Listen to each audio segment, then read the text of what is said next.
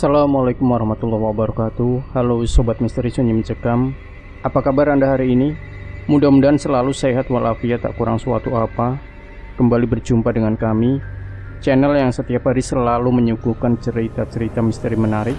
Dan untuk kesempatan kali ini, kami akan berbagi sebuah kisah nyata misteri yang berjudul Sang Pemutus Rogoh Nyowo. "Cepat San, hujan hampir turun," seru sesosok perempuan 45-an bertapih kain jarik dengan setelan kebaya hitam, nampak ayu dan anggun dengan sanggulan rambut berkonde. "Iya Bu," sahut lelaki muda yang mempercepat langkahnya setelah tangannya mengambil dan menenteng 3 bungkus kantong hitam dari dalam mobilnya. Sang lelaki muda berkemeja hitam lengan panjang kembali memelankan langkahnya kala ia sudah bisa menyusul sosok wanita dengan wangi kasturi menyejukkan. Keduanya kini berjalan beriringan menyusuri jalanan setapak yang diapit 2 sungai kecil sebagai sarana pengairan sawah-sawah milik penduduk yang menghampar seluas mata memandang. Hawa sejuk seketika terserap dalam tubuh keduanya saat langkah mereka memasuki sebuah gapura terbuat dari bambu tanpa tulisan. Sejenak sang pemuda tertegun ketika wanita di depannya berhenti dan memejamkan matanya seraya menunduk di depan 3 buah gundukan susunan batu-batu yang sudah berlumut. "Sanjaya, ucapkan salam pada eyang-eyangmu," tegur sang wanita ayu saat melihat lelaki muda yang tak lain Sanjaya hanya terdiam di belakangnya. "Baik Bu," sahut Sanjaya seraya memejamkan matanya. Namun dari gerakan bibirnya, ucapan salam yang dilakukan Sanjaya terlihat berbeda dengan sang ibu. Setelah selesai, Sanjaya mengedarkan pandangannya menatapi satu persatu 3 buah gundukan batu, dengan salah satu diantaranya paling tinggi dan memanjang. Terlihat aneh saat ibunya membakar masing-masing 3 dupa dan menancapkan pada tiap-tiap pangkal gundukan dengan sebuah nisan sedikit meninggi. Bukan karena aroma dupa yang menyengat, melainkan asap dupa yang menyebar seolah membentuk sebuah bayang-bayang seperti tengah menatapi dirinya. Sedikit kaget Sanjaya saat ibunya meminta 3 kantong hitam yang ternyata berisi bunga 3 warna. Sanjaya semakin terpekur setelah menyerahkan bungkusan berisi bunga yang kemudian ditaburkan oleh ibunya. Tak ada yang menarik bagi Sanjaya kecuali kesan seram dari bangunan beratapkan genteng yang tampak tak terurus, mulai dari tiang-tiang penyangga yang mulai rapuh hingga rumput yang lumayan tinggi mengitari luar bangunan.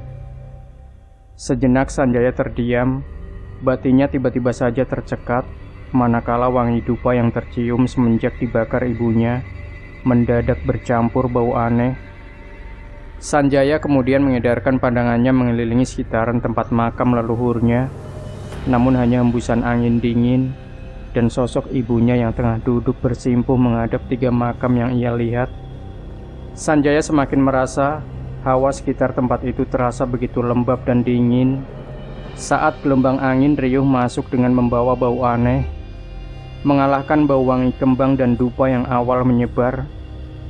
Sampai beberapa saat kemudian, Sanjaya yang masih berdiri di belakang ibunya tersurut mundur, mendapati satu sosok lelaki bertelanjang dada dengan berdiri di luar bangunan sedang menatapnya. Wajahnya pucat, tatapannya sendu dan kosong, menimbulkan rasa iba dalam jiwa Sanjaya sebelum berubah menjadi rasa takut ketika melihat sebuah luka menganga di bagian dada sebelah kirinya. Jangan hiraukan sosok itu. Terjingkat Sanjaya mendengar sentakan ibunya yang tiba-tiba sudah berdiri dan menarik lengannya keluar dengan buru-buru. Sanjaya yang terkejut terpaksa menuruti langkah ibunya meski batinnya menolak, apalagi dirinya menangkap wajah tegang ibunya seolah tahu dan ikut melihat sosok lelaki dengan bulatan hitam di kedua matanya yang masih Sanjaya lihat tetap berdiri dan memandangi dirinya saat masih terus dalam seretan. "Tunggu Bu," seru Sanjaya menghentikan langkah ibunya. Setelah berjalan cukup jauh dalam seretan sampai tak terlihat lagi bangunan makam beserta sosok lelaki yang membuatnya penasaran. "Ada apa dengan ibu?" tanya Sanjaya yang sedikit memelankan suaranya. "Ibu tidak apa-apa, cuma takut kehujanan," jawab ibunya sambil mendongakkan wajah ayunya yang memang saat itu langit sudah gelap, tertutupi awan-awan hitam. "Tidak, ibu berbohong. Ibu melihat sosok tadi kan? Dan kenapa ibu sepertinya ketakutan sekali?" sanggah Sanjaya sedikit parau. "Sanjaya, sejak kapan kamu berani membantah sengit ibumu?" Seketika Sanjaya tertunduk mendengar kalimat tegas ibunya yang baru kali ini ia dengar. "Sudahlah, kita pulang sekarang," ajak ibunya yang langsung bergegas mendekati mobil. Sanjaya masih diam termangu sebelum ikut menyusul ibunya yang lebih dulu berlalu. Namun, lagi-lagi langkah Sanjaya kembali harus tertahan ketika matanya menangkap satu sosok perempuan berselendang merah berdiri di tengah persimpangan jalan masuk ke makam leluhurnya, tengah menatap sambil tersenyum padanya. "Sanjaya," kembali suara keras ibunya memanggil, membuyarkan rasa penasaran pada sosok cantik yang masih tersenyum, seperti sudah begitu mengenalinya. "Apalagi yang kamu lihat?" tanya ibunya sedikit ketus saat ia mulai menjalankan mobilnya perlahan. "Apa sosok lelaki tadi?" sambung ibunya.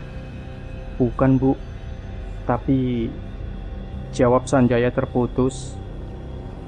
Entah kenapa Sanjaya enggan menyebut sosok wanita berkemben dan berselendang merah kepada ibunya. Seperti ada satu kekuatan membisiki yang melarangnya. Sejenak Sanjaya tertolong dari kejaran pertanyaan ibunya yang terlihat bertambah penasaran. Dengan jawabannya yang terputus ketika dering HP dari saku celananya membuat ibunya urung bertanya. Sebuah percakapan terdengar mengalir biasa saja antara Sanjaya dan seseorang yang baru saja menghubunginya lewat HP, seperti tak menarik perhatian sosok ibunya yang duduk di sebelahnya. Sebelum memasuki sebuah percakapan serius, hingga membuat sang ibu mengerutkan kening dan menegang. "Apa yang akan kamu lakukan dengan rumah kita, Sanjaya?" tanya sang ibu setelah Sanjaya menyudahi obrolannya di HP. "Ada orang mau mengontraknya, Bu," jawab Sanjaya sambil menoleh ke arah ibunya sebentar. Nampak raut wajah ibu dari Sanjaya yang tak lain adalah worry, menyiratkan rasa khawatir penuh kecemasan mendengar penuturan anaknya panjang lebar tentang rumah yang sudah terjadi kesepakatan di kontrakan. Beberapa kali dirinya memberi suatu alasan agar membatalkan, tapi nampaknya Sanjaya sudah bersikukuh dengan alasan sudah terlanjur bersepakat.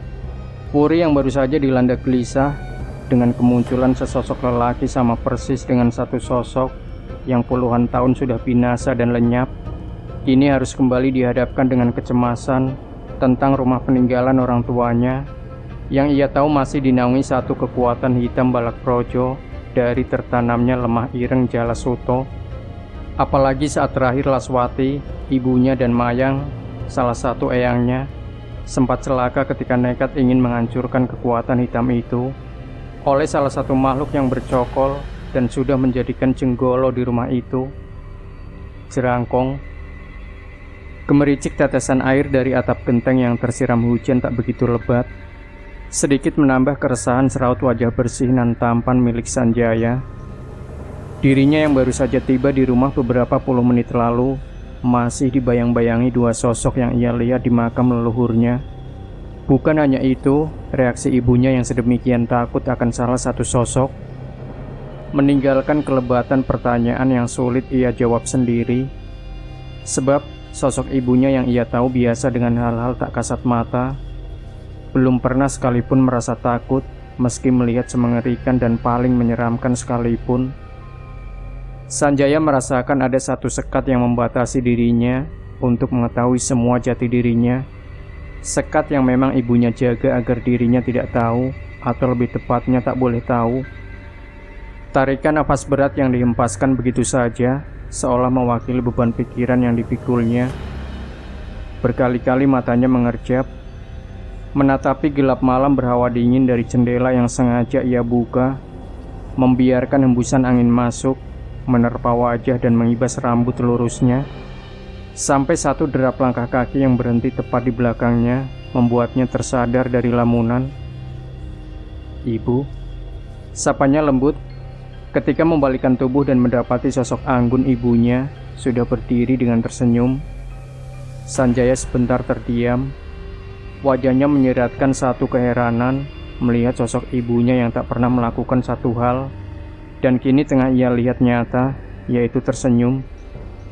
"Sanjaya anakku, malam ini ibu ingin mengajakmu ke suatu tempat yang nantinya akan menjawab semua pertanyaan dalam hatimu." Lembut suara sosok ibunya masuk ke telinganya. "Maksud ibu?" tanya Sanjaya sembari mengerutkan keningnya. "Bukankah kamu ingin tahu semuanya?" jawab sosok ibunya masih dengan lembut dan seolah senyum menghiasi sudut bibirnya. Sanjaya semakin mengernyitkan kening mendengar ucapan sosok ibunya yang bisa tahu isi pikiran dan benaknya. Apalagi sikap sosok ibunya yang sama sekali belum pernah dirinya lihat sebelumnya. Ditambah bau wangi bunga kamboja yang tak pernah sekalipun dipakai Wuri, ibunya, sedikit membuatnya curiga. "Kenapa diam, Sanjaya?" Kembali sosok ibunya bertanya, yang kini seraya menatap tajam bola mata Sanjaya. Ada getaran aneh yang Sanjaya rasakan ketika tatapannya beradu dengan sorot mata sosok ibunya. Desiran dalam darahnya pun seolah ikut menghangat, seiring detak jantungnya yang ikut mulai memburu. Apalagi saat tangan lembut sosok ibunya menyentuh pundak kekarnya, mata Sanjaya berubah sayu. "Sekarang ikut ibu ya." Seketika Sanjaya mengangguk mendengar ajakan sosok ibunya yang kembali tersenyum dengan menggandeng lengan dan menuntunnya melangkah. Namun baru 3 langkah Sanjaya dan sosok ibunya meninggalkan ruang tamu rumah Prabon yang penuh lekukan ukir-ukiran khas Jawa kuno meninggalkan Kirengko. Satu bentakan keras membuat kaki keduanya terhenti. "Berhenti dan lepaskan." Kembali suara bentakan keras dari arah belakang terdengar, memaksa keduanya membalikkan badan. Belum sempat keduanya melihat jelas siapa pemilik suara lantang saat baru membalikkan badan.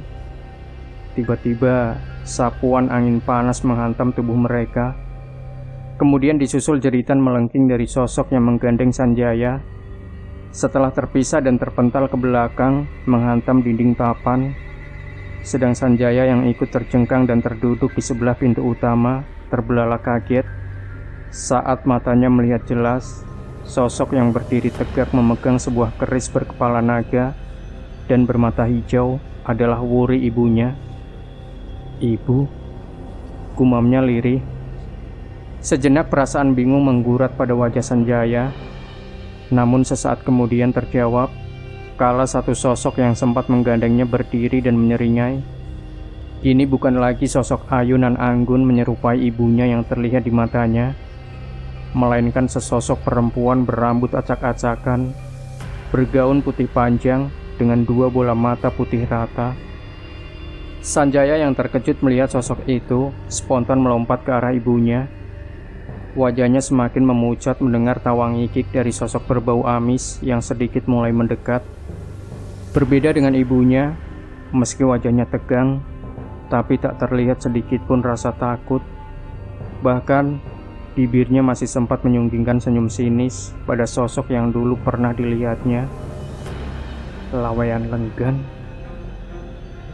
Sedikit terkejut sosok perempuan berwajah pucat lemir setelah menatap lekat-lekat dengan bola mata putihnya, keris yang masih terhunus di tangan Wuri. "Siapa lagi yang menyuruhmu mengganggu anakku?" tanya Wuri tegas. Tak ada sautan, sosok itu hanya terdiam sembari terus menatapi keris teracung padanya, seperti menyadari jika keris yang dipegang Wuri bukan sebuah keris biasa dan main-main. "Rupanya kamu sudah menjadi terah terakhir Lawaian Lenggan. Pantas matamu tak bisa dikelabuhi. Tapi aku tak akan menyerah begitu saja. Aku akan tetap membawa getih pengarep yang sudah puluhan tahun aku menunggunya." Sahut sosok itu begitu mengenali siapa Wuri sebenarnya. "Silahkan kalau mampu," jawab Wuri sengit. Wuri yang tahu dengan siapa dirinya tengah berhadapan tak ingin kecolongan, segera jari-jari tangannya melepas salah satu baju hijau yang menempel pada gagang keris sebagai mata dari kepala naga. Ketika Wuri melakukan itu, nampak sosok bergaun putih lusuh terkesiap. Bahkan ia beringsut mundur dan ingin menghindar saat Wuri menggenggam batu itu. Namun sayang, usahanya sia-sia. Tubuhnya tak mampu mengelak ketika batu hijau yang dilempar Wuri melayang dan tepat mengenai bagian dada. Jeritan melengking seketika kembali terdengar dan lebih menyayat dari sosok bergaun putih yang terkapar dengan dada mengepulkan asap-asap hitam tipis. Mulutnya merintih dan terkadang mengerang, mata putihnya melotot ke atas sebelum akhirnya ia kembali menjerit panjang dan semakin membeliakan mata putihnya. Saat Wuri menghujamkan keris di tangannya tepat di dada sebelah kiri sosok itu, bau gosong menyengat sebentar merebak, mengiringi lenyapnya sosok bergaun putih yang meninggalkan bekas hitam di lantai. Wuri sejenak terdiam, sambil menyeka keringat di wajahnya yang terlihat selalu kelelahan setiap ia menggunakan keris simbol turun-temurun terah-rengko. "Ibu, maafkan Sanjaya," ucap Sanjaya disertai isakan saat bersimpuh di kaki Wuri. Wuri yang saat itu juga merasakan panas di kedua matanya, menengadahkan wajahnya. Bayangan-bayangan kejadian puluhan tahun silam yang sangat ia sesalkan seakan ikut berkejaran dengan air mata yang sudah mengalir di pipi. "Sanjaya anakku, kamu tahu siapa sosok yang hampir membawamu tadi?" tanya Wuri pada Sanjaya yang masih bersimpuh di kakinya. Dia salah satu dari puluhan, bahkan ratusan makhluk yang menginginkan darahmu. Jelas Wuri setelah melihat gelengan kepala dari Sanjaya. "Itulah mengapa ibu selalu mengkhawatirkanmu," sambung Wuri. "Mengapa mereka menginginkan saya, Bu? Ada apa di dalam diri saya? Ada apa dengan hidup Sanjaya, Bu?" tanya Sanjaya bertubi-tubi seraya mendongakkan wajahnya saat merasa aneh mendengar penuturan ibunya. Wuri yang sekilas melihat wajah anaknya kembali menengadahkan wajahnya ke atas sebelum menjawab, "Ketahuilah anakku, mereka yang mengincarmu, mereka yang menginginkanmu bukan tanpa alasan." Sejenak Wuri terdiam dan menarik nafas dalam-dalam sebelum meneruskan, "Karena kamu lahir dari keturunan Getih Pancer dan juga cucu dari seorang pemilik Rogoh Nyowo. Meskipun ayahmu gagal menjadi penerus Rogoh Nyowo dan menjadi Ranggi Anom, namun dalam darahnya tetap mengalir Getih Pengarep. Dan dari darahmu juga kelak ibu berharap bisa menghapus semua keangkara murkaan akibat persekutuan dan pertikaian yang menelan banyak nyawa, termasuk sebagian besar dari keluarga ibu sendiri. Bahkan eyangmu Wardoyo dan Pak Demu tak sempat melihat kelahiranmu. Mereka meninggal di Banyuwangi saat berusaha menyelamatkan ibu. Belum lagi eyang-eyangmu dan saudara ibu yang lain. Luka yang ditorehkan dari semua cerita ini begitu membekas anakku. Kelak kamu pasti bakal tahu semuanya," pungkas Wuri dan mengakhiri ceritanya. Bagaikan tersengat listrik, tubuh Sanjaya mendengar cerita ringkas ibunya. Darahnya seolah beku, membuat tubuhnya dingin. Matanya menatap tajam ke lantai kayu berlapis kain tipis, seperti ingin meyakinkan dirinya sendiri bahwa apa yang ia dengar dari ibunya adalah suatu kebenaran. Jika dirinya seorang Getih Pengarep, semoga mereka mengurungkan. Satu gumaman lirih terdengar penuh harap dari bibir seorang lelaki tua berkopiah lusuh. Matanya menyorot lepas menatapi gerbang tak berpintu yang redup. Tertutup sinungnya dua buah pohon besar nan tinggi yang berdiri di kanan kiri. Wajahnya yang sudah mulai dipenuhi kerutan menggurat keresahan dan terlihat samar dari bayang-bayang kepulan asap tebal segulung rokok hasil olahan tangannya sendiri. Sampai beberapa saat kemudian, wajahnya mendadak mempias seperti menahan rasa takut. Kala telinganya sudah mendengar sesuatu dari belakang, tepatnya dari dalam rumah yang masih tertutup. Sang lelaki tua berkain batik semakin memucat saat suara tarhim terdengar nyaring. menandakan jika sebentar lagi masuk waktu maghrib. Itu artinya waktu yang paling ia takuti saat berada di sekitaran rumah itu telah tiba, surup. Mungkin mereka benar-benar urung datang. Gumamnya sembari beranjak dan berlalu dengan cepat meninggalkan teras, setelah merasa yakin jika yang ditunggunya tak akan datang. Namun, baru saja 3 langkah kakinya menapak di halaman tanah berpasir. Tiba-tiba matanya dikejutkan cahaya menyorot dari sebuah mobil yang baru saja berbelok dan masuk ke halaman. 3 orang lelaki yang berada di dalam mobil segera beranjak turun dan mendekati lelaki tua yang berdiri terpaku. "Jenengan Mbah Toha?" tanya salah satu dari 3 lelaki muda berkemeja kotak-kotak sambil menenteng tas hitam. "Nggih Pak," jawab lelaki tua yang mengiyakan namanya disebut Mbah Toha. "Oh, saya Fandi, dan ini rekan-rekan kerja saya, Wasus dan Tanto," ucap laki-laki muda yang memperkenalkan diri dan kedua temannya sambil mengelurkan tangan.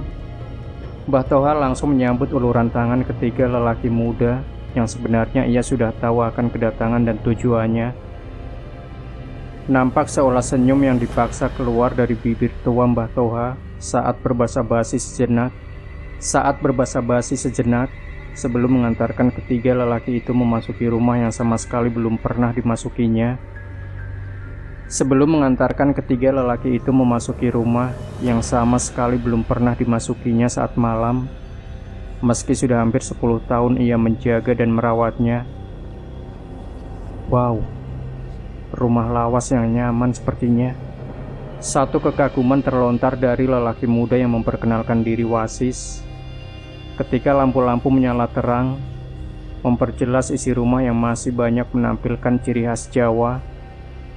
Tak jauh beda dengan Wasis, Fandi dan Tanto juga terkesima melihat semua ornamen yang masih utuh, kental dengan kejawen yang tak mereka mengerti sejarahnya. Berbeda dengan Mbah Toha, kecemasan seketika menyusup di benak melihat ketiga lelaki yang akan mulai menempati rumah lawas malam itu juga memperlihatkan tingkah takjub yang sembrono.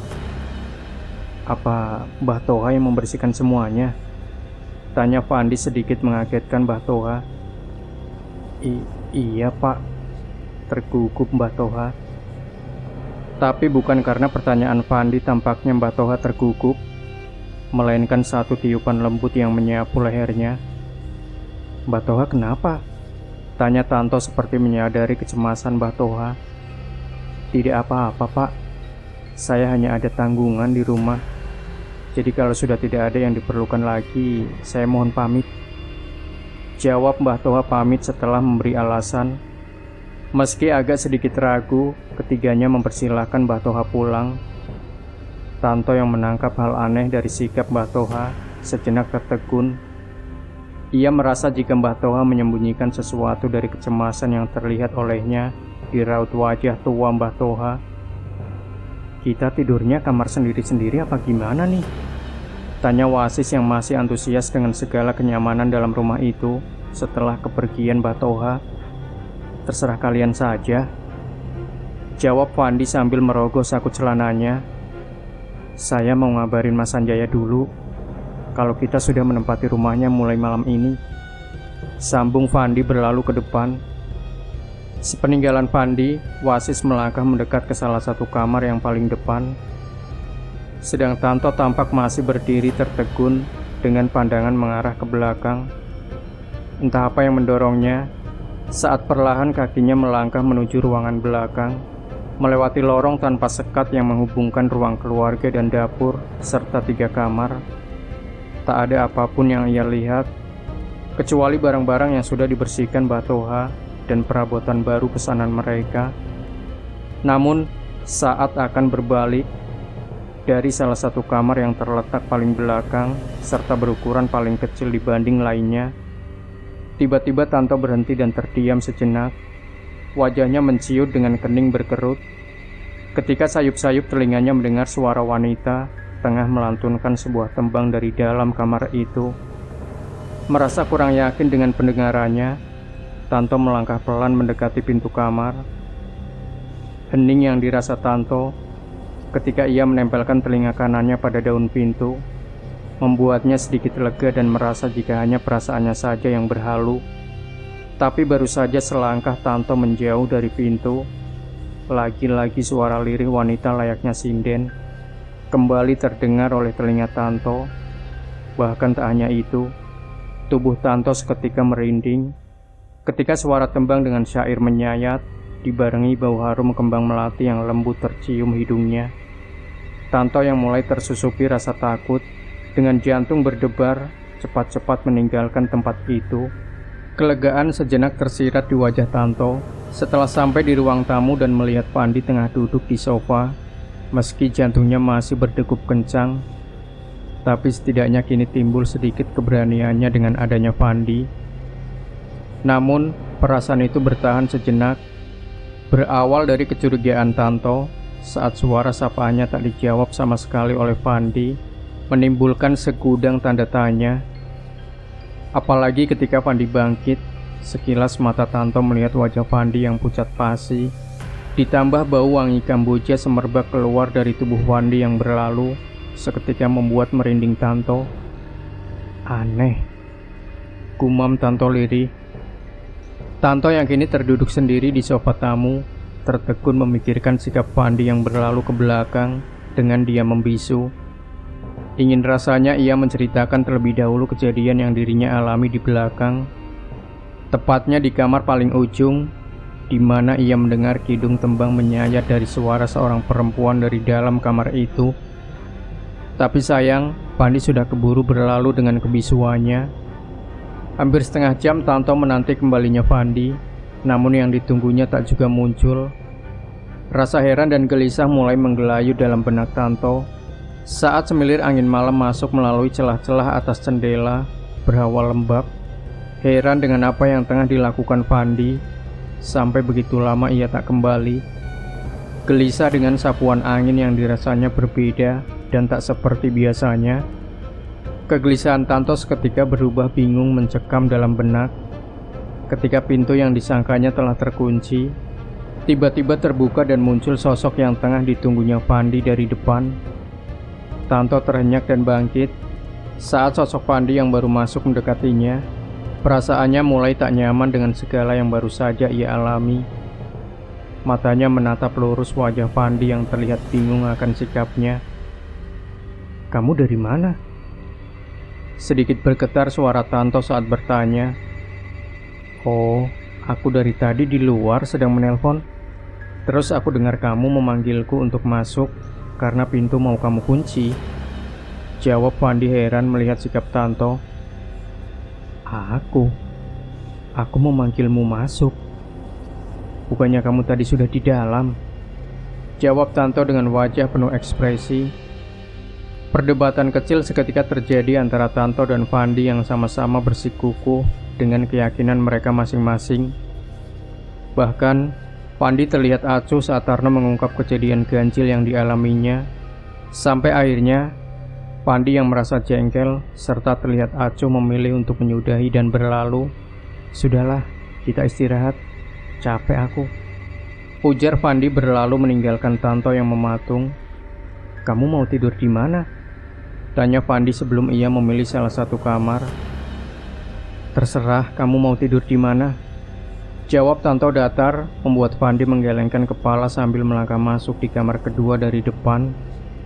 Tanto masih berdiri terdiam, merekam kembali kejadian demi kejadian yang betul-betul dirasa janggal dalam rumah itu. Padahal belum juga semalam ia dan kedua temannya menempati, tapi sudah beberapa kali mengalami hal yang tak masuk akal. Pasti ada sesuatu di rumah ini. Baru saja Tanto membatin, mendadak bulu-bulu halusnya meremang.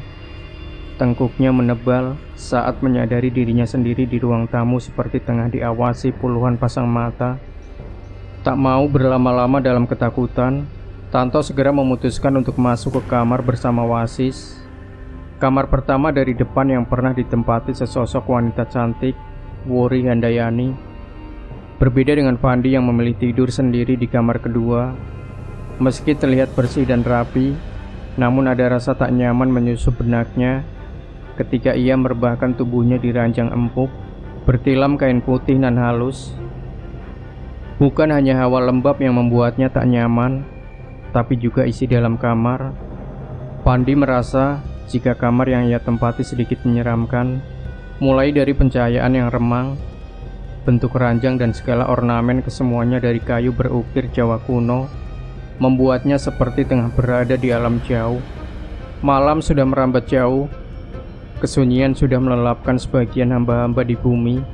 Namun bagi Pandi, malam pertama di rumah itu yang ia kontrak selama urusan kerja bersama kedua temannya terasa begitu panjang, penuh kejanggalan.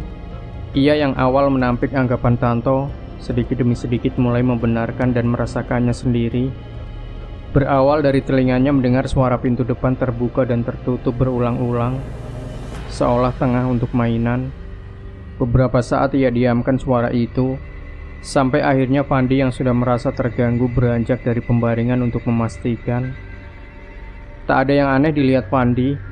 Pintu yang ia yakini sebagai sumber suara berisik terlihat aman dan masih tertutup rapat. Sebentar Pandi memastikan dengan memeriksa keadaan pintu yang ternyata sudah terkunci sebelum beranjak kembali ke kamar. Namun baru saja kakinya selangkah masuk kamar, tiba-tiba tubuhnya merinding saat hembusan angin lembut teramat dingin menyapu wajah dan lehernya. Ada keraguan dalam diri Pandi saat itu, kala rasa takutnya mulai terbangun dengan satu hal yang baru saja ia rasakan. Belum lagi suasana kamar yang semakin lembab dan menyeramkan selepas tiupan angin yang seperti ikut masuk. Tapi Pandi masih mencoba untuk bertahan dan memberanikan diri kembali berbaring. Mata Pandi mulai mengerjap setelah beberapa kali mulutnya menguap, menandakan rasa kantuknya sudah menyerang. Akan tetapi belum sempat ia terlelap penuh, kembali Pandi terjaga dengan keterkejutan. Matanya dengan cepat mengedar sekeliling, menatapi tiap-tiap sudut kamar, mencari sumber suara tangisan lirih yang mengusik tidurnya. Untuk beberapa saat Pandi terdiam, seperti tengah memastikan kesadarannya, sampai akhirnya wajah Pandi berubah memucat ketika dirinya benar-benar memastikan jika nyata mendengar suara tangisan meratap seorang wanita. Suara tangisan yang kadang diiringi rintihan. Kini Pandi bisa pastikan berasal dari kamar sebelah, sebuah kamar yang berukuran paling kecil dibanding kamar lainnya, dan sempat disinggung oleh Tanto saat debat dengannya. Namun baru sekarang Pandi percaya jika ada kejanggalan di kamar itu. Pandi mulai ketakutan saat suara tangisan dan rintihan sebentar kemudian berubah sebuah jeritan menyayat berkali-kali. Apalagi saat itu Pandi juga merasa jika di dalam kamarnya seperti banyak sosok-sosok yang berdiri mengelilingi ranjang sedang menatapinya. Pandi akhirnya bangkit dari pembaringan. Ia sudah tak mampu membendung ketakutan yang menyelimuti dirinya. Langkahnya cepat meninggalkan kamar dan berniat masuk ke kamar pertama bersama kedua temannya. Tapi lagi-lagi langkah Pandi harus terhenti. Bukan saja bau gosong menyengat tercium pekat di hidungnya yang membuat tubuhnya gemetar, melainkan satu sosok hitam yang tingginya 2 kali dari dirinya sudah berdiri di depan kamar. Keringat mengucur deras membasahi tubuh Pandi sebelum berubah kaku dan dingin ketika ia menengadahkan wajahnya menatap wajah sosok hitam di depannya yang hanya terlihat sorot matanya saja yang putih rata. Pandi menjatuhkan tubuhnya yang sudah tak mampu untuk berdiri. Ia terduduk berselonjor menyandar ke dinding. Nafasnya tersengal dengan mata mulai sayu dan mengerjap perlahan sebelum semua terlihat gelap serta hitam, sehitam sosok di depannya. Ini awal yang buruk. Satu suara berat dari Mbah Toha membuat Tanto dan Wasi saling pandang. Kening keduanya berkerut, menatap penuh rasa penasaran pada wajah tua di hadapan mereka. Apa maksudnya, Mbah? Wasis yang tak sabar memberanikan diri bertanya. Mbah Toha sendiri seperti mengacuhkan ucapan Wasis. Ia tampak fokus memeriksa sekujur tubuh membiru Pandi yang ditemukan Tanto tergeletak di lantai depan kamar. Mbah, hal buruk apa yang Mbah Toha maksud? Kembali Wasis yang dirundung rasa penasaran mengulang pertanyaannya pada Mbah Toha. Sejenak tangan Mbah Toha terhenti dari mengurut kening Pandi. Ia memalingkan wajah sebentar pada Wasis yang terlihat begitu mengharap sebuah jawaban. Rumah ini tidak bisa untuk sembarangan. Banyak sukma buangan yang sudah tertanam di sekelilingnya. Maka dari itu, saya sarankan cari kontrakan lainnya saja. Jelas Mbah Toha. Apalagi temanmu ini sudah bertemu pimpinan dari semua makhluk yang bersemayam di sini. Akan panjang urusannya jika tetap nekat meneruskan untuk tinggal di sini. Sambung Mbah Toha dengan penuh ekspresi kekhawatiran. Ada apa sebenarnya di rumah ini, Mbah? Dan siapa yang sudah mencelakai teman saya ini? Saut Wasis yang seperti belum percaya dan mengerti dengan penjelasan Mbah Toha. Maaf, saya tidak bisa menceritakannya, jawab Mbah Toha sambil berdiri. Lalu, bagaimana dengan keadaan teman saya ini, Mbah? Tanto yang sedari tadi hanya diam ikut bertanya. Mbah Toha terdiam sebentar. Matanya kembali menatap tubuh lemah Pandi yang sudah tertutup selimut, menyiratkan keprihatinan tersendiri yang mendalam dengan apa yang sudah menimpa pada diri Pandi. Temanmu tersandra sukmanya, dan hanya sang pewaris yang bisa mengembalikan kepadanya, jawab Mbah Toha seraya menarik napas panjang. Sang pewaris? Apakah Sanjaya yang Mbah maksud? Tanya Tanto yang kemudian dijawab anggukan kepala oleh Mbah Toha. Kalau begitu, saya akan meminta tolong pada Sanjaya, Mbah. Kebetulan saya juga mengenalnya, sahut Tanto penuh antusias. Bukan hanya Mas Sanjaya saja, tapi juga ibunya. Sebab ini ada kaitan erat dengan masa lalu untuk Wuri. Terang Mbah Toha membuat Tanto terdiam. Biar saya saja yang menemui Mas Sanjaya dan ibunya. Kalian jaga saja teman kalian ini. Dan satu lagi, jangan pernah menyentuh atau bahkan membuka kamar paling ujung belakang. Tegas suara Mbah Toha berpesan setelah menyanggupi untuk menemui sang pewaris Sanjaya. Sepeninggalan Mbah Toha, Wasis yang seperti tak percaya akan semua cerita tentang rumah itu menarik paksa Tanto ke belakang. Tak ada penolakan saat itu dari Tanto. Namun, ketika Wasis berhenti tepat di depan pintu kamar ujung, Tanto seketika terenyak mundur. Apa yang akan kamu lakukan, Sis? Sedikit bergetar suara Tanto melihat kenekatan Wasis. Aku tak percaya jika ada setan yang bisa mencelakai manusia. Lagian, kenapa juga dengan kamar ini kok sampai nggak boleh disentuh? Wasis dengan tegas mengutarakan rasa ketidakpercayaannya dan bersikeras ingin membuka pintu yang sudah 20 tahun lamanya tertutup. Tapi ketika tangannya baru menyentuh gagang pintu, Tanto dengan cepat menepisnya. Jangan gila kamu.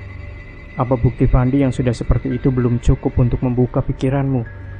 Tanto dengan cepat menarik mundur Wasis dari depan pintu dan menyeretnya kembali ke depan. Apa-apaan kamu ini? Aku hanya ingin membuktikan apa benar dalam kamar itu ada makhluk yang sudah mencelakai Pandi. Itu saja, ujar Wasis bersungut-sungut. Terserah kamu mau percaya atau tidak, tapi yang jelas dengan adanya keadaan Pandi seperti ini, saya harap kamu jangan menambah urusan tambah runyam. Ingat, kita hanya tamu di sini. Tegas kalimat yang diucapkan Tanto sebelum ia beranjak ke kamar depan, di mana tubuh Pandi terbaring. Tak berapa lama Tanto kembali ke depan sambil menenteng tas hitam. Ditatapnya lekat-lekat Wasis yang duduk terdiam dan menyandar di sofa sebelum menyerahkan HP milik Pandi ke tangannya. Saya akan melapor ke kantor dan sekalian survei lapangan. Tolong kamu jaga Pandi, dan ini HP Pandi. Kalau sewaktu-waktu nanti istri atau keluarganya ada yang nelpon, kamu angkat. Tapi ingat, jangan kamu katakan keadaan Pandi yang sebenarnya. Pesan Tanto pada Wasis yang hanya menerima HP milik Pandi tanpa menyahut ucapan apapun. Kalau ada apa-apa, kabari. Sekali lagi Tanto berpesan sebelum beranjak meninggalkan rumah itu guna mengurus pekerjaan yang seharusnya mereka bertiga. Namun, dikarenakan keadaan Pandi, maka Tanto terpaksa mewakili kedua temannya. Di samping dirinya sebagai seorang pelaksana lapangan sekaligus penyuluh, Tanto juga terhitung orang paling lama dibanding kedua temannya di sebuah perusahaan penanaman kabel dan proyek tower. Sepeninggalan Tanto, Wasis masih terdiam di ruang tamu. Ia masih termenung dengan segala rasa tak percayanya. Tapi ketika mengingat ucapan-ucapan Tanto, ia mengendurkan saraf penasaran yang mengencang bila mengingat dengan apa yang ia dengar tentang rumah itu. Setelah beberapa jam melewati jalanan ramai, sepi, dan mengitari perbukitan kecil, Mbah Toha akhirnya bisa merenggangkan otot-ototnya yang kaku saat sepeda motor yang memboncengnya terhenti di halaman sebuah rumah joglo bergaya ciri khas Jawa. Rumah yang dipenuhi dengan lekukan dari ukiran indah bernuansa keraton, menggambarkan jika sang pemilik rumah adalah orang yang menjunjung tinggi satu nilai budaya dan tradisi begitu kuat. Mbah Toha yang tahu tentang siapa dulunya pemilik rumah itu sedikit sungkan saat berjalan ke teras berpilar kayu jati berlekuk ukiran. Langkahnya pelan, penuh hati-hati yang diikuti seorang pemuda pemboncengnya. Dengan memberanikan diri, Mbah Toha mengetuk pelan daun pintu tebal yang mengkilap. Sejenak Mbah Toha bersabar menunggu, sampai akhirnya terdengar sautan lembut dari dalam, lalu disusul terbukanya daun pintu. "Mbah Toha, monggo masuk, Mbah." Pelan dan penuh wibawa suara wanita anggun mempersilahkan tamu yang sudah dikenalnya. Mbah Toha mengangguk pelan dan langsung mengikuti langkah gemulai wanita yang sebenarnya terpaut jauh usianya lebih muda, akan tetapi dengan beberapa alasan membuat Mbah Toha yang lebih tua seakan lebih menghormatinya. Sepertinya ada hal yang sangat penting sampai Mbah Toha menyempatkan diri datang ke sini, ucap sang wanita setelah berbasa-basi sebentar, seraya menuangkan air teh ke dalam dua cangkir yang disuguhkan untuk Mbah Toha dan pengantarnya. "Benar, Nyai. Ini ada kaitannya dengan 3 orang yang menempati rumah Prabon di sana," jawab Mbah Toha setelah sedikit meneguk teh yang disuguhkan. Sosok wanita yang tak lain adalah Wuri, mengernyitkan keningnya dan sebentar kemudian berubah menegang kala Mbah Toha mulai menceritakan semua kejadian yang menimpa Pandi. Beberapa kali Wuri menarik nafas panjang, seperti tengah menahan satu beban berat dalam batin, saat Mbah Toha menyinggung nama-nama yang ia tahu sebagai penunggu rumah Prabon dan sudah menjadikannya sebagai sebuah jenggolo. Suasana sesaat hening setelah Mbah Toha selesai bercerita.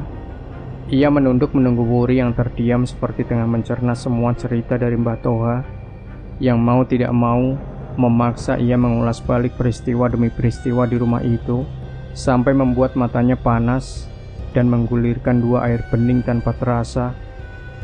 Sebentar Wuri mengusap air matanya, seraya menatap Mbah Toha dengan seolah senyum yang dipaksa, membuat Mbah Toha terlihat iba. "Maaf, Mbah, untuk urusan ini saya akan bertanggung jawab dengan Sanjaya.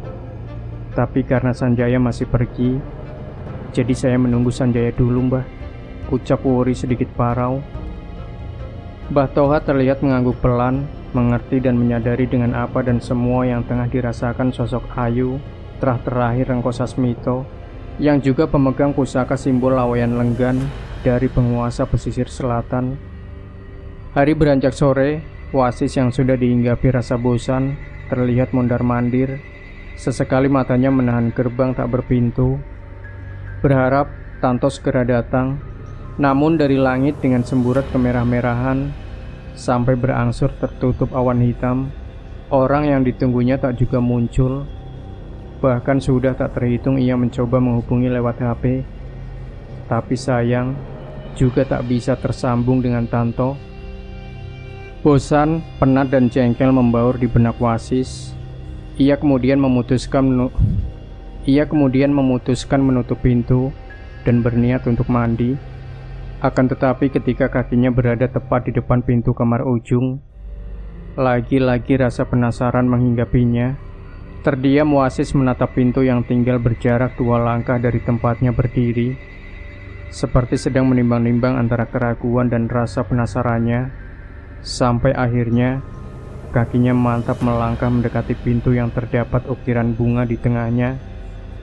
Perlahan tangan Wasis mendorong gagang kayu yang menempel di daun pintu tak terkunci.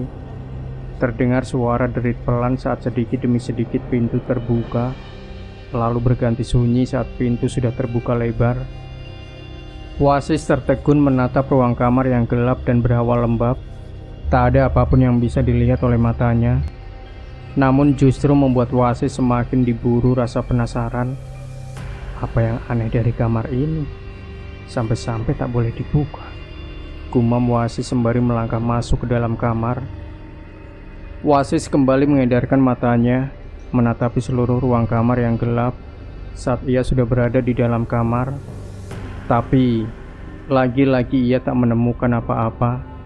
Sesaat sebelum Wasis yang sudah berniat meninggalkan kamar itu, tiba-tiba matanya dikejutkan dua kerlipan berwarna merah, tepat lurus di depannya. Seketika Wasis mengurungkan niatnya untuk meninggalkan kamar, ia beralih dan tertarik dengan dua lari kerlipan yang dirasa menarik baginya. Setapak demi setapak Wasis lalui sampai terus menatapi dua larik merah yang dirasanya begitu dekat. Tanpa disadari jika keganjilan sudah terjadi, Wasis terus melangkah menembus gelap ruang yang ia lalui, sampai ketika kakinya mulai merasakan lantai teramat dingin.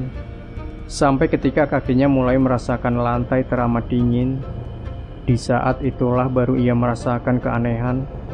Wajah Wasis mendadak pucat saat menyadari ada hal yang tak masuk akal, di mana ia awal memasuki sebuah kamar yang hanya berukuran 2x3, namun kini dirinya seperti menyusuri lorong-lorong gelap tanpa ujung.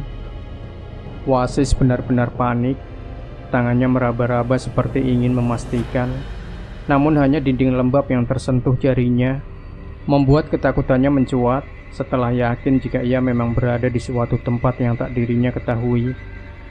Sebentar Wasis terdiam, mencoba berpikir tenang, sembari sesekali berteriak meminta tolong. Tapi teriakan-teriakan Wasis hanya menghasilkan pantulan suaranya sendiri yang menggema. Dengan tubuh gemetar, Wasis kembali berjalan menyusuri lorong lembab nan gelap tanpa tahu arah, berharap akan ada jalan baginya untuk bisa keluar. Sampai pada titik di mana tubuhnya terduduk lemas, Wasis dikejutkan dengan suara riuh dari arah depannya. Setitik harapan seketika memancar dari sorot mata Wasis, yang kemudian memaksa tubuhnya untuk bangkit, mengayunkan langkah kaki penuh semangat, dan berharap bisa segera lepas dari ketakutan yang menderanya. Wajah Wasis sejenak menyirat satu kelegaan ketika menemukan ujung lorong bercahaya terang. Bukan hanya itu, suara riuh yang membuat dirinya bersemangat juga terdengar dari arah ujung lorong, membuatnya yakin jika itu adalah jalan keluar dari lorong menakutkan berhawa lembab. Wasis terlihat bisa bernafas lega setelah sampai di ujung lorong dan mendapati tempat terang yang ramai. Ia sempat terduduk dan sebentar membaringkan tubuhnya, melepas rasa takut dan meredam nafasnya yang masih memburu. Namun tak berapa lama setelah Wasis terlihat tenang, mendadak wajahnya kembali menegang ketika hidungnya tiba-tiba mencium bau wangi kamboja yang teramat menyengat. Buru-buru Wasis bangkit untuk memastikan bau kembang yang ia tahu adalah kembang kuburan. Matanya menatap tempat lapang yang terang dengan banyak manusia berseliweran hilir mudik. Satu persatu Wasis menatap tiap-tiap orang yang berjalan dekat dengan tempatnya berdiri. Lama Wasis terbengong, bingung dengan keadaan di sekelilingnya. Keanehan kembali ia rasakan ketika mengamati seluruh tempat layaknya tanah lapang yang sangat asing baginya. Apalagi saat dengan seksama matanya melihat orang-orang yang berlalu lalang. Wasis semakin merasakan keganjilan, di mana wajah dan kulit tubuh mereka semuanya putih memucat, serta terdapat bulatan hitam di mata luarnya. Tapi yang membuat tubuh Wasis seketika merinding ketakutan adalah bau wangi bunga kamboja ternyata bersumber dari tubuh mereka. Di mana aku? Wasis bergumam dalam hati. Ia benar-benar merasa asing dengan tempat dan setiap sosok yang ada di sekitarnya. Suatu tempat berawa lembab, tanpa Wasis tahu arah timur dan barat. Perlahan, Wasis yang sudah tersusupi rasa takut melangkahkan kakinya, melewati dan bersimpangan dengan sosok-sosok berwajah pucat serta tubuh beraroma wangi bunga kamboja. Mereka berjalan berlalu lalang dengan diam, tatapan mereka kosong dan memperdulikan kehadiran Wasis. Selangkah demi selangkah, Wasis menapaki lantai tanah dingin, berharap akan menemukan jalan ataupun seseorang yang mungkin dikenalnya. Namun, sampai beberapa saat lamanya, Wasis tetap tak menemukan apapun yang menjadi harapannya. Wasis baru menghentikan langkahnya sejenak kala melihat sebuah gapura bersusun batu bata merah dengan tinggi 3 kali tubuhnya. Meski merasa aneh, Wasis dengan sisa-sisa keberanian tetap meneruskan langkahnya, menjejaki 5 tingkat tangga batu berlumut dan masuk ke dalam gapura. Tapi sebentar kemudian, setelah menuruni dan 2 langkah masuk, tubuh Wasis diam terpaku. Matanya terbelalak menatap ngeri puluhan sosok di dalam gapura. Sosok-sosok bertubuh jangkung, kurus kering kerontang tanpa daging, dan hanya seperti tulang berbalut kulit berwarna hitam gelap. Namun, saat sosok-sosok itu bersamaan menatap Wasis, kengerian kembali terlihat dari bola-bola mata mereka yang putih rata. Lutut Wasis seketika goyah, tubuhnya gemetar hebat. Ketakutannya memuncak, manakala sosok-sosok yang menyadari kehadirannya perlahan mendekat. Langkah mereka pelan tak bersuara, seolah tak berpijak tanah. Bruk! Wasis tersungkur tertunduk dengan lutut menopang. Sekilas ia masih melihat kaki-kaki kurus hitam tinggal beberapa jengkal dari tempatnya, sebelum sesuatu ia rasakan melilit kuat tubuh lemahnya. Wasis mencoba mencari tahu tentang apa yang membekap tubuhnya. Ia mengangkat wajahnya, melihat lembar-lembar putih yang entah datangnya dari mana, tiba-tiba sudah menempel kuat. Ia berusaha memberontak dengan sisa tenaga yang tak seberapa, namun sia-sia. Sebentar mata Wasis menatap lurus ke depan, di mana dari sebuah bangunan seperti pendopo keluar sesosok tinggi, 2 kali lebih tinggi dari sosok-sosok yang berada di depannya. Matanya menyorot putih tajam sebesar kepalan tangan, menunjukkan satu amarah yang meletup saat kilat-kilat merah menyambar di sekitaran tubuhnya. Plak! Tubuh Wasis mendadak panas setelah merasakan tamparan lumayan kuat pada bagian kepala belakang, hingga sesaat kemudian membuat kepalanya sangat berat dengan mata melemah, meski hanya untuk sekedar mengerjap. Beluk! Kuat tubuh Wasis terhempas ke tanah, membuatnya kembali tersadar dan membuka mata perlahan. Erangan dan lenguhan pertama kali yang keluar dari mulut Wasis saat merasakan tulang-tulang di tubuhnya seperti remuk. Ia hanya mampu terbaring lemah sambil meringis, sebelum beberapa tangan mencengkram lengannya dan cepat-cepat menyeretnya menjauh dari tempat itu. Anak tidak sopan, kebanyakan tingkah, terlalu berani. Umpatan-umpatan keras dan sengit mendadak memenuhi rongga telinga Wasis, membuatnya kembali berpikir dan berusaha memulihkan ingatannya. Sedikit demi sedikit Wasis mencerna, mencoba mengenali sekitar tempatnya kini berada. Ingatan Wasis sebentar terbantu dengan beberapa sosok yang berdiri membelakanginya, menyadarkannya jika ia kini tengah terduduk menyandar di tembok dinding teras. Meski belum sepenuhnya mengerti tentang apa sebenarnya yang tengah dirinya alami, tapi Wasis kini tahu dan yakin bahwa ia telah berada di alam nyata. Bertambah keyakinannya saat melihat dengan jelas salah satu sosok yang baru saja mengumpat dirinya dengan sengit, Mbah Toha. Wajah Wasis bertambah lega dengan kemunculan seorang teman kerjanya, Tanto, yang mendekati dan menyodorkan segelas air putih padanya. Syukur sis, kamu selamat. Nih, minum dulu. Wasis segera menerima segelas air yang disodorkan tanpa menghiraukan ucapan Tanto. Tapi baru 2 teguk, mendadak Wasis memuntahkan air di mulutnya. Wajahnya menegang menatap Tanto yang terlihat santai. Air apa ini toh? Tanya Wasis lirih sambil mengusap lidahnya pelan. Ini air sudah didoain sama beliau, biar kamu bebas dari pengaruh setan yang memburumu, sahut Tanto seraya menunjuk sesosok lelaki bersorban yang berdiri berdampingan dengan seorang lelaki muda tengah menghadap sebuah pohon besar nan tinggi menjulang. Udah, kamu habisin aja. Jangan dipikir rasanya. Yang penting kamu bisa pulih kembali. Tanto kembali menyodorkan gelas berisi sisa air yang tadinya tak ingin Wasis minum lagi. Namun, setelah mendengar penjelasan Tanto, Wasis akhirnya memaksakan diri meneguk habis sambil meringis. Setelah merasa lebih baik, Wasis kembali mencoba mengingat kejadian demi kejadian yang ia alami. Dari awal sampai akhir ia merunut, tapi sebelum semua terekam dalam memori otaknya, ia dikejutkan dengan suara bising, disertai gemuruh angin dari pohon besar yang berada di hadapan dua sosok lelaki bersorban dan lelaki muda. Cepat, bawa temanmu masuk ke dalam. Satu perintah tegas dari suara nyaring sosok perempuan yang berdiri di samping Mbah Toha menambah rasa tegang mencekat dalam diri Wasis yang baru saja sedikit dan sebentar merasakan kelegaan. Sepintas Wasis masih bisa melihat ketegangan dan suasana mencekam tempat itu sebelum Tanto memaksa mengangkat tubuhnya dan memapah masuk ke dalam. Namun dalam batin, Wasis yakin jika yang tengah terjadi di halaman belakang itu ada kaitannya dengan apa yang baru saja ia alami. Sekarang jadi urusanmu. Abah akan membantumu dengan doa. Seraut wajah tenang penuh wibawa dengan seolah senyum berkarisma menatap dan menepuk pelan pundak sesosok lelaki muda yang berada di sampingnya. Meski keadaan saat itu di halaman belakang, tepatnya di depan sebuah pohon besar nan tinggi menjulang, sangat mencekam.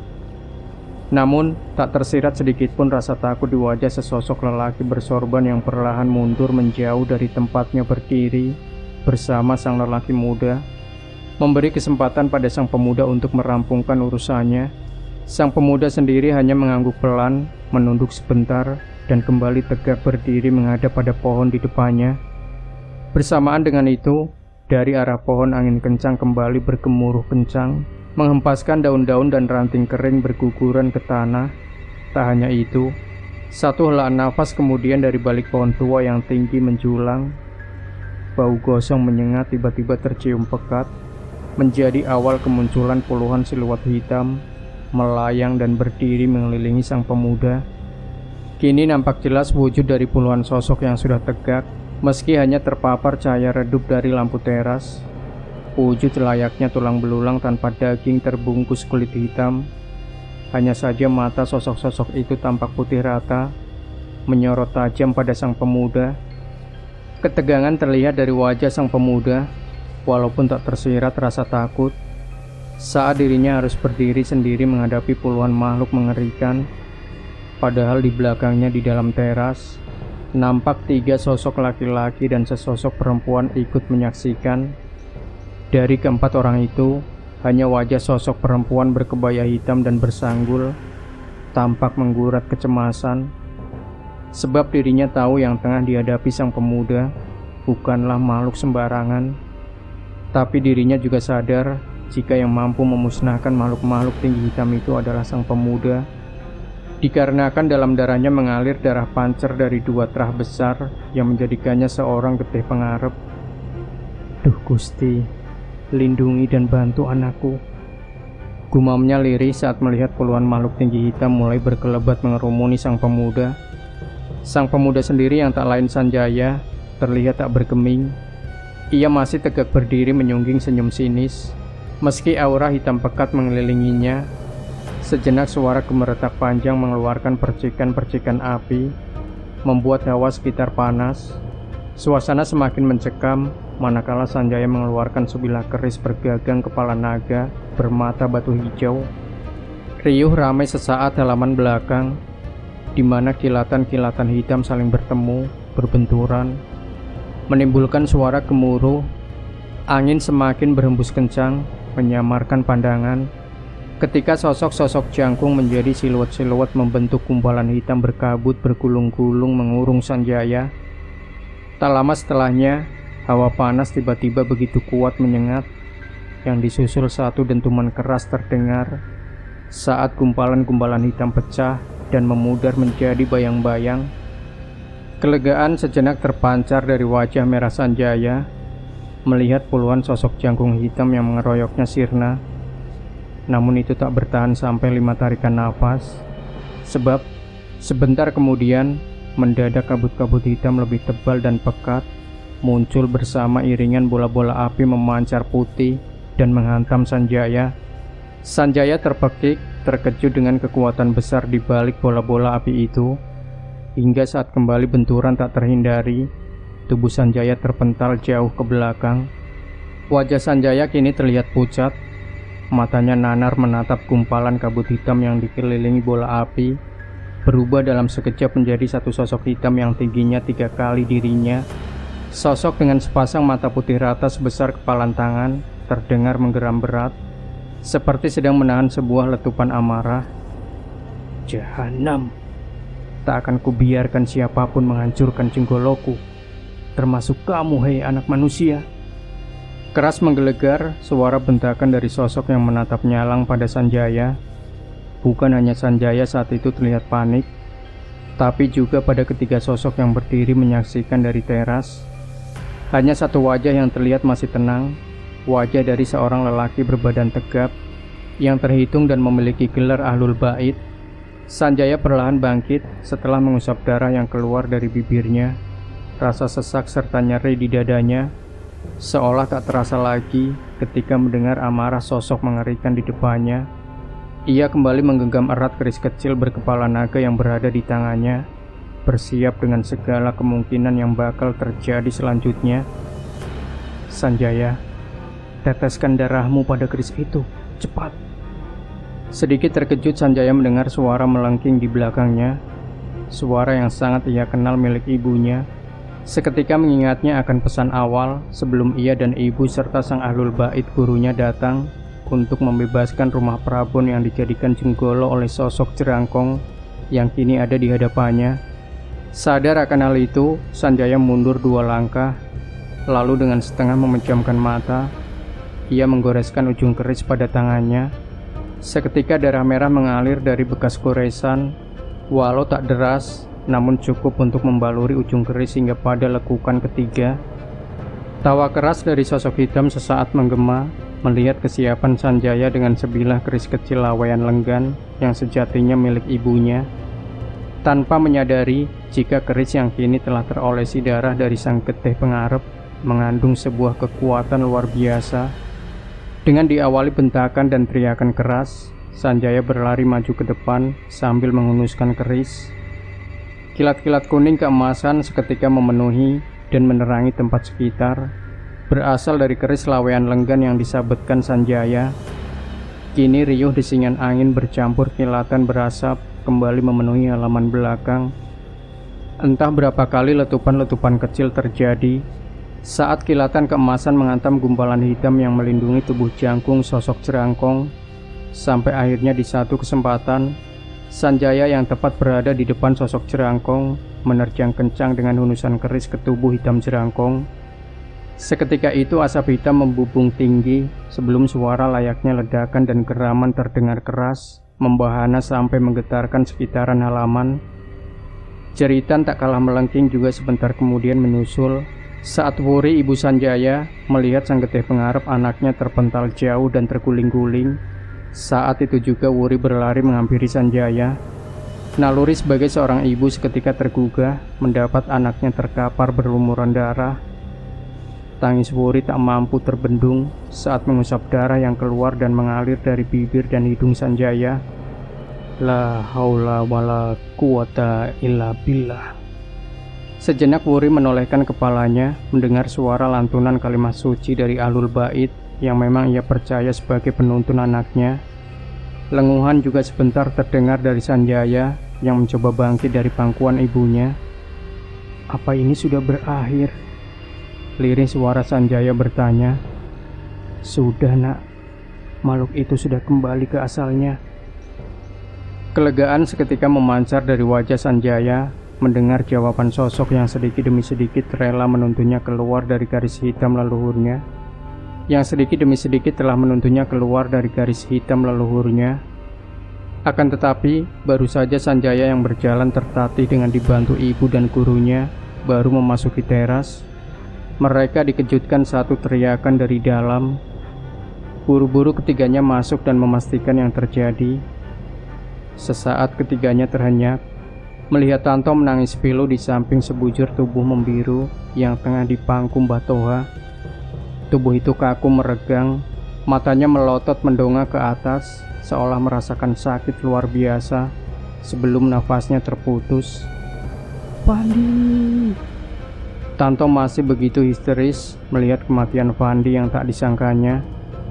Innalillahi wa inna ilaihi rojiun, ucap sang ahlul bait ketika ikut memeriksa keadaan Fandi yang benar-benar sudah tak bernyawa.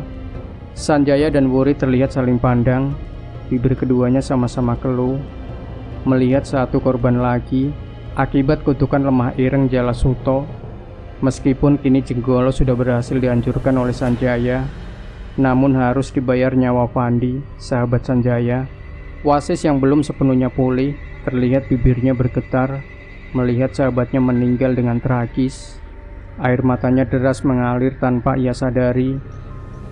Jiwanya sangat terguncang saat itu, hingga hanya isakan yang mampu keluar dari tenggorokannya.